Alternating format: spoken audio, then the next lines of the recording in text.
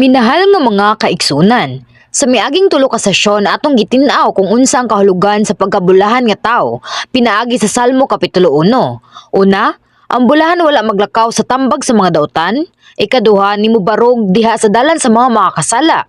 Ikatulo, ni maglingkod sa lingkuranan sa mga mayubiton. Ang mga bulahan usab malipay sa balaod sa Ginoo ug mamalandong sa pulong adlaw o gabii. Ang pulong sa Dios buhi ug aktibo ug modulot sa kasing-kasing niadtong nangandoy ug namalandong niini. Kini makatabang sa pagilatali sa kamatuoran ug dili kamatuoran ug pinaagi sa mga buhat sa balang espiritu nagiya kanato sa pagbuhat sa kabubuton sa Dios. Ang ikatulong Juan Kapitulo 1 versikulo 2 nagsulat, Hinigugma, ako nagampos nga sa tanang paagi magmoaswagon ka ug may maayong panglawas. Ingon nga ang imong kalag moaswag. Sumalat sa naisulat, kadtong kansang kalag nag-uswag adunay mga panalangin sa kaswagan ug maayong panglawas. Ang Dios anaa kanimo bisan asa ka moadto ug mohatag og mga panalangin. Kini nga mga tawo makasulod sa langit ug makatagamtam sa kinabuhing dayon sa usa ka dapit nga puno sa kalipay. Sa katapusan sa ilang kalibutanong kinabuhi. Ang kalibutanon nga mga tawo wala mahibalo mahitungod niining tinuod nga mga panalangin. Sila na ningkamot sa pag-angkon og mga panalangin sa ilang kaugalingon. Apan sa katapusan naglakaw sa dalan sa mga walay panalangin. Ang kalibutanon nga mga tawo naglakaw diha sa tambag sa mga dautan. Sa diha nga kini diha nga kaayuhan ang ug bubarog diha sa dalan sa mga makasala. Naglihok sila sa mapaytason aron mahimong taas ang kahimtang. Usahay makabot nila ang gusto nila sa mubo nga panahon. Usahay sila maghambog sa bahandi, kabantog og gahom nga nakuha.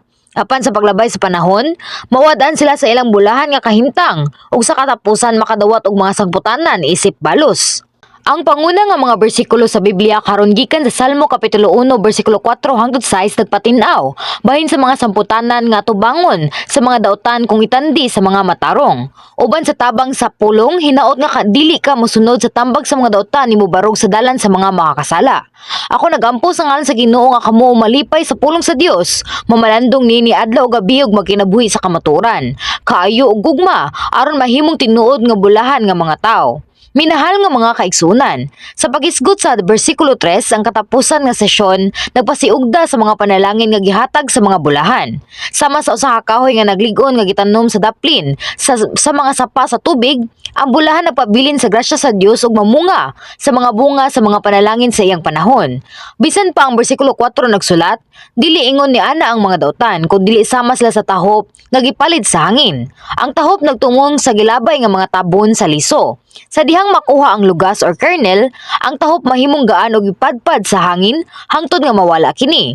Walay bisan unsa nga bili kini gisunog sa kalayo. Ang pulong nga hangin sa bersikulo nagpasabot sa mga pagsulay ug mga kalisdanan. Ang mga matarong nga ligon na tukod sa pagtuo makadaog ilalom sa panalipod sa Dios bisan pa sa bisan unsang mga pagsulay o kalisdanan. Bisan pag ang mga katalagman dili masabwag sa tawhanong mga paningkamot, mutungha ang Dios nga nagluwas sa mga matarong. Pananglitan, nakakita kami daghang mga kaso din ng mga membro sa atong simbahan, wala maunsa og ipanalipdan sa mga aksidente sa auto. Bisan sa mga sitwasyon sa krisis din ang sakyanan na puno, ang atong mga miyembro luwas sa pisikal. Usahay, ang mga estranghero uban kanila na panalipdan usab. Salamat sa atong mga miyembro nga magtotoo. Kini usa ka pagpamatuod gikan sa magbalantay isip usa ka bag-ong magtotoo sa wala madugay human sa pagdawat sa Ginoo. Sa usa ka express bus paingon sa Seoul gikan sa Kabanikanhan, ang tuo nga tubangan nga ligid sa bus kalit nga nahulog sa highway. Unsang mahitabo kung ang usa ka ligid gikan sa usa ka auto nga nagbiyahe sa kusog nga tulin sa motorway. Kusog ang pag-uyog sa bus ug walay idea ang mga pasahero kung unsa ang buhaton. Hinungdan sa daghang kaguliyang. Bisan pa nga naa sa usa ka kritikal nga sitwasyon sa usa ka posibleng aksidente sa bus, si Senior Pastor Lee misulti sa iyang asawa nga naglingkod tapad niya. Ayaw ka balaka tungod kay ang Dios uban kanato. Ang magbalantay miingon usab, ang bus dili moligid og mabangga ug bisan pag may tabo dili ka masakitan. Ang bus mibiyahe og kapin sa usa ka gatos ka metros nga nawala ang ligid ug mihunong ra sa median strip sa motorway. Walay nasamdan. Wala magdugay nagbutang sila og bag-ong mga ligid ug ginahinay nga mipaingon sa destinasyon niini. Ang mga tawo gikan sa kompanya sa bus misugat kanila og miingon nga imposible kini. Usa ka milagro nga walay nasamdan og nga ang bus wala maligid. Pag-uli ni Senior Pastor Lee, gisultihan niya ang mga tao bahin sa hapit nga krisis. Walay sense nga ang bus wala maligid o nabangga sa dihang natangtang ang ligid sa tubangan sa highway. Gipanalipdan sila sa Dios o giusab ang imposible og dili makatarungan nun ngadto sa posible og lohikal. Kadtong napabilin sa pulong sa Dios dili mapandol kun dili mapanalipdan ubos sa tanang kahimtang. Sa kasukwahi ang dautan sama sa tahop nga gihuros sa hangin. Sa diha nga ang mga pagsulay og mga kalisdanan motungha, sila dili makabuntog ni ini og mopandol. Gikan sa usa ka kilid ngadto sa lain. Kung nahitabo ang katalagman walay usa nga mangita alang sa proteksyon aron dili sila makapangita sa usa ka paagi sa pagawas. Ang termino nga dautan wala lang nagtumong sa mga tawo sa kalibutan nga wala motuo sa Dios. Kiniusab nagtumong ni adtong nag-ingon nga sila nagtuo sa Dios apan wala magkinabuhi sumala sa iyang pulong. Kadtong wala magbag-o sa ilang kasing-kasing ngadto sa kamatuoran sama usab sa tahop nga gipalit sa hangin. Minahal nga mga kaigsunan, ang ubang mga tao nag-ingon nga ang pagsalig sa Dios dali og malipayon. Ang uban nag-ingon nga lisod ang pagtuo sa Dios. Nganong giingon nila nga lisod? Kini tungod kay ang mga tao wala magbag-o sa ilang mga kasing-kasing sa kamatuoran. Kadtong mutuman sa pulong sa Dios dili makasala kun dili magampo nga makugihon, magpatuloy sa kasing-kasing o magkinabuhi nga malipayong relihiyoso nga kinabuhi. Sa mata gigayon nga makadungog sila sa pulong uban sa kapuno sa balang espiritu, kini mahimong usa ka panalangin.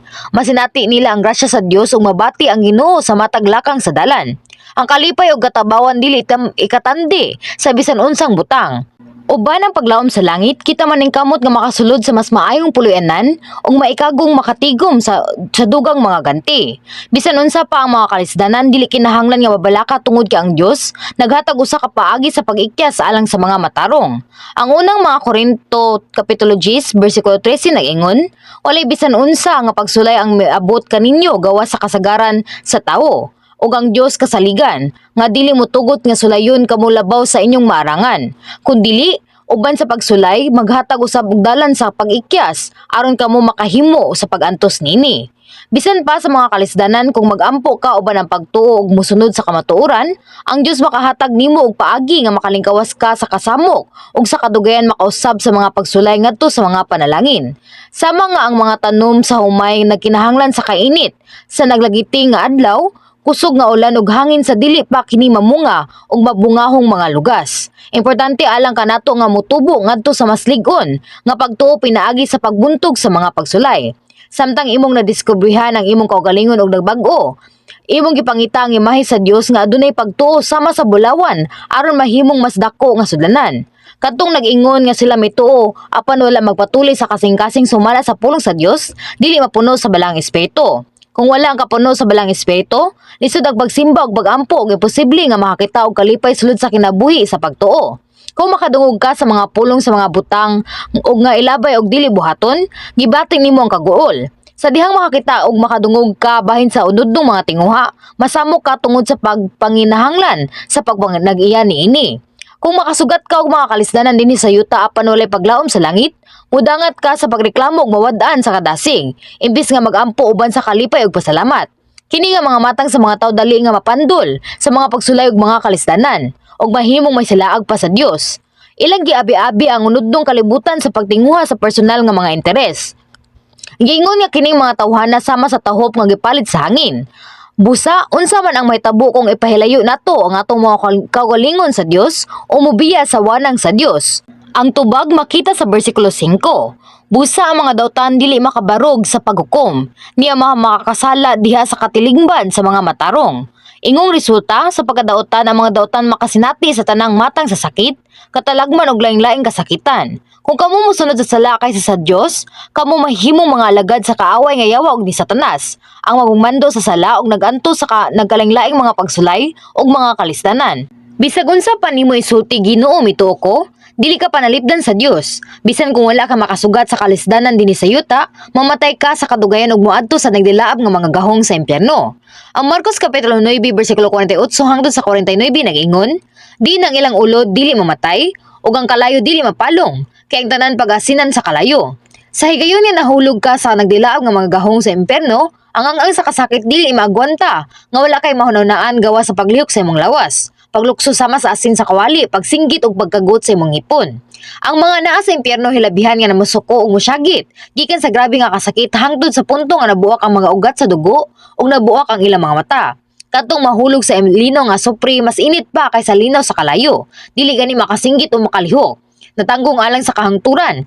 Naganto sila sa dili makanahuna nga kasakit o pagtorture. Grabe kaayo nga dili sila makahimo og tingog. Bisan unsa pa ang kalisod nga imong nasinati dinhi sa kalibutan, kung mamatay ka kana ang katapusan. Apan ang impyerno mas grabe pa kaysa sa kamatayon diin ang kasakit ug pagantos nagbalik-balik nga walay katapusan. Dili ka mamatay sa impyerno ug ang kalayo dili mapalong. Sa dihang gihukman og gipadala ngadto sa impyerno, wala nay paglaom. Ang Marcos Kapitulo 9 bersikulo 43 hangtod sa 47 nag-ingon kanato, mas maayo pa nga tusukon ang imong mga mata, putlo ng imong mga kamot ug mga tiil, ug dili mo adto sa impyerno kaysa makasala pinaagi sa imong mga mata, mga kamot o mga tiil ug itambong ngadto sa impyerno. Ang mga makakasala dili mahimong mausa sa katilingban sa mga matarong. Ang importante nga hinumduman nga ang mga makakasala dili gayud makasagol sa katilingban sa mga matarong didto sa langit, mao nga kamo kinahanglan nga mahimong matarong. Bisan dinhi sa yuta atong makita ang pagkabahin tali sa mga matarong ug sa mga dautan. Kasagaran, ang managsama natural nga madani sa usag-usa. Ang mga taong ganahan mo inom makig-uban sa ubang mga palainom. Ug ang mga sugarol mahimong suod sa ubang mga sugarol. Ug kadtong ganahan nga mangisda kay maghinuusa. Kita sa kasagaran mo pili sa atong circle of friends base sa mutual interest. Ang mga brown noser dili makig-uban sa mga matarong. Hinunua, ang matinud-anon nga mga tao magtapok sa usag-usa ug ang mga brown noser magtapok duol sa maliputon. Parehas kini sulod sa usa ka simbahan. Ang mga tao nga nagpabilin sa lingin sa unod kay magkauban. Ang mga tao nga nagigugma sa pulong nagatipon sad pareho. Katong nag-ebanghilyo nakig-uban sa uban nga nag-ebanghilyo ug katong nagampo magtigom uban sa mga uban nga nagampo. Katong mga tabi-tabi lagmit nga magtigon uban sa uban nga pareho og lahi ug kanunay nga nagistorya sa likod sa mga tao. Magpakailap og mga hugihong, muhukom og mukondenar. Sa diha nga mga maayo magkahiusa sila makigistorya uban ang kaayo ug ang mga dautan sa kasagaran mag-isip niini nga mga pag-inistoryahay nga dili makainteresado. Apan sa diha nga mga tao sa pagkamaayo magtigom uban sa mga dautan, sila masamok sa dautan nga mga pulong o mga buhat ug mawad-an sa kahingpitan. Kini nakapalisod sa pagpundok.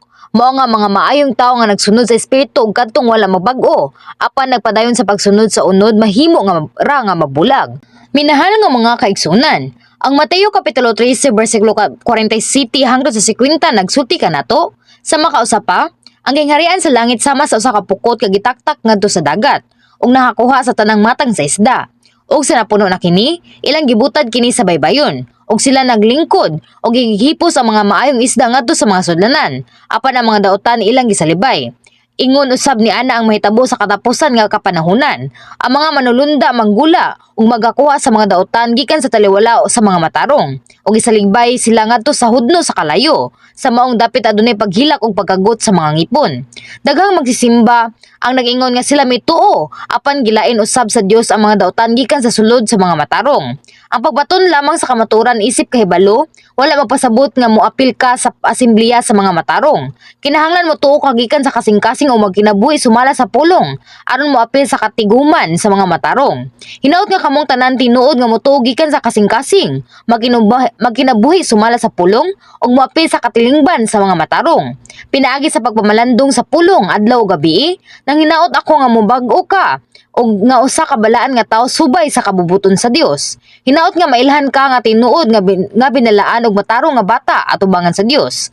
Ang katapusang bersikulo nag-ingon, kay ang Ginoo nahibalo sa dalan sa mga matarong, apan ang dalan sa mga dautan mawala. Minahal nga mga kaigsunan, ang dalan sa kinabuhi sa matag usa nagpadayag sa tubangan sa Dios. Walay mga eksepsyon. Dili ato matago ang bisan unsa gikan sa Dios, kinsa makakita sa tanan gikan sa atong mga pulong ug mga buhat ngadto sa mismong mga nahuna sa atong mga kasing-kasing. Magtotoo man o dili magtotoo, ang matag usa adunay anghel nga nagsunod kanila ug nagrecord sa matag usa ka aksyon nga matino sa adlaw sa paghukom. Ang pinadayag Kapitulo 20 bersikulo 12 nag-ingon, ug nakita ako ang mga patay, ang dagko ug ang gagmay nga nagbarog atubangan sa trono, ug ang mga basahon giablihan, ug lain nga basahon ang giablihan nga mao ang basahon sa kinabuhi. Ug ang mga patay gihukman gikan sa mga butang nga naisulat sa mga basahon, sumala sila mga buhat. Walay makaikyat sa paghukom ni makalimod sa mga pulong nga naisulat sa mga basahon. Bisan unsa pa ang pagsulay sa usa ka tawo sa paglimod sa ilang mga aksyon, ang kinabuhi sa matag usa mahimong makita dayon sa dagat nga tin-aw. Sumala ni ini nga record, kadtong naglakaw sa matarong ug maayo nga dalan magpagahukman uban sa usa ka ganti. ug kadtong kinsa may lakaw sa kadautan nga dalan pagahukman uban sa silot. Dili lamang sa panahon sa katapusang paghukom, kundi dinhi usab sa yuta. Kadtong kansang mga dalan giila sa Dios sa katapusan makatagamtam sa himaya, ug kadtong naglakaw sa daotan nga dalan kay mawala. Mahibal-on nimo pinaagi lamang sa pagtan-aw kang Daniel. Si Daniel na miligro nga nawad-an sa iyang kinabuhi sa langob sa leyon tungod sa daotang mga plano ni adtong nasina kaniya. Apan giila sa Dios ang pagkamatarong ni Daniel. Gitakoupan ang baba sa leyon ug gipanalipdan siya. Pinaagi sa mga buhat sa Dios, si Daniel nakalabang buhi sa gidangatan sa langob sa leyon ug nakadawat sa labaw pa nga gugma ug pabor kaysa kaniadto gikan sa hari. Kung itandi unsay nahitabo ni atong nasina kang Daniel o gustong mopatay kaniya. Ang Daniel kapitulo 6 bersikulo 24 nag-ingon, unya ang hari nagsugo og ilang gidala kadtong mga tawo nga nagsumbong sa dautan kang Daniel ug ilang gitambog sila ang ilang mga anak ug ang ilang mga asawa ngadto sa langob sa mga leyon ug wala pa sila makaabot sa kahiladman sa langob sa wala pa sila gibuntog sa mga leyon ug gidugmok ang tanan nilang mga bukog. Ingon sa nahisulat, ang dalan sa mga dautan mawala uban sa ilang mga asawa ug sa ilang mga anak. Kadto lamang nagupot silang pagtuong nagbuhat sa matarong atubangan sa Dios ang mailhan ug maluwas gikan sa kamatayon. Ang Dios mao'y manubag sa katapusang mga resulta.